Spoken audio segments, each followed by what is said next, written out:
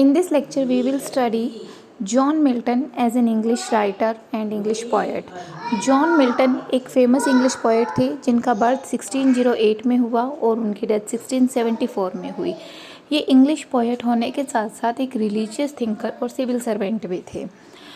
ये जो civil servant के तौर पर इन्होंने कार्य किया, ये इन्होंने इंग्लिश कॉमनवेल्थ गवर्नमेंट के लिए किया। इंग्लिश कॉमनवेल्थ गवर्नमेंट वो गवर्नमेंट थी जिसके अंदर कोई मोनार्की नहीं थी, बल्कि कि ये एक रिपब्लिकन गवर्नमेंट थी।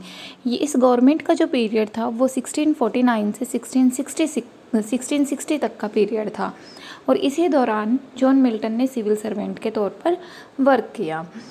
अब जो John Milton as a writer है, अगर हम एज अ राइटर इनके बात करते हैं तो वेस्टर्न लिटरेचर के ये एक बहुत ही इम्पोर्टेंट फिगर माने जाते हैं और ये अपने एपिक पोएम यानी महाकाव्य पैराडाइज लॉस्ट के लिए बहुत ज़्यादा फेमस है। इसके अलावा इन्होंने बहुत सारे वर्क्स लिखे हैं।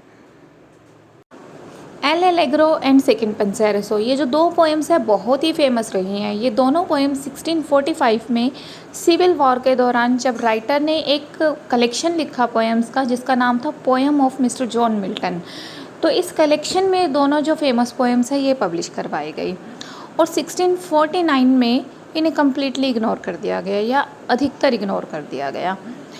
इसके बाद 1649 में किंग चार्ल्स वन का ट्रायल हुआ और इस ट्रायल पर मिल्टन ने एक और वर्क लिखा जिसका नाम था of the tenures of Kings and magistrate. इस वर्क में जॉन मिल्टन ने कहा कि जो किंग्स हैं वो तभी रूल कर सकते हैं लोगों पर जब लोग उन्हें ऐसा करने के लिए अलाउ करें। 1649 में इसके बाद उनका वर्क आया आइकनोक्लास्ट्स। ये ऐसा वर्क, ऐसा मेजर वर्क या हम कहेंगे ऐसी बड़ी बुक थी, लेंथी वर्क था ये ऐसा, जो कि इनकी आईसाइट के लॉस्ट होने से पहले लिखा गया था।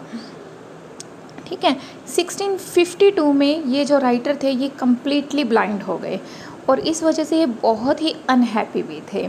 लेकिन फिर भी 1667 में इनका एक और मेजर फेमस एपिक आया जिसका नाम था पैराडाइज लॉस्ट, जिसके लिए ये आज भी जाने जाते हैं और बहुत फेमस ये जो वर्क है जिसमें एडम और ईव के माध्यम से मैनकाइंड के बारे में बताया गया है, हेवन के बारे में बताया गया है और मैनकाइंड के पतन के बारे में बताया गया और साथ ही साथ इन थीम्स के साथ साथ उन्होंने वर्ल्डली जो सेल्फिशनेस है वो भी इस वर्क के अंदर कंबाइन की है। इसके अलावा इन्होंने इसी 1667 में ये जो वर्क लिखा पैराडाइज लॉस्ट, इसके 4 साल के बाद एक और वर्क लिखा इसी बुक से रिलेटेड जिसका नाम था पैराडाइज रीगेन्ड।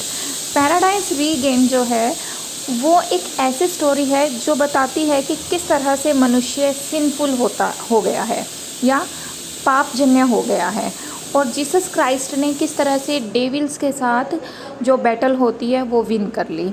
मतलब इस थीम के ऊपर ये आधारित है। राइटर जॉन मिल्टन ने अपने वर्क्स के माध्यम से स्पीच की फ्रीडम और प्रेस की फ्रीडम के फेवर में भी बोला है। जैसे कि 1644 में पब्लिश्ड उनका वर्क एरियोपैगेटिका इसी थीम से डील करता है, जिसमें उन्होंने अनलाइसेंस्ड प्रिंटिंग के बारे में बताया और फ्रीडम ऑफ प्रेस और फ्रीडम ऑफ स्पीच की नेसेसिटी के बारे में भी हमें बताया है। इनका जो लास्ट फेमस वर्क था वो था सैमसन एगोनिस्ट। ये ऐसा वर्क था जो ऐसा लास्ट वर्क था जो तब पब्लिश हुआ जब राइटर जीवित थे। 1674 में जॉन मिल्टन की गाउट की बीमारी से डेथ हो गई। तो इस लेक्चर में हमने रीड किया जॉन मिल्टन के एक छोटे से इंट्रोडक्शन को और साथ ही साथ उनके वर्क्स के नेम्स को रीड किया। आगे आने वाले लेक्चर्स में हम इनके जो मेजर और इम्पोर्टेंट वर्क्स हैं उन्हें डील करेंगे।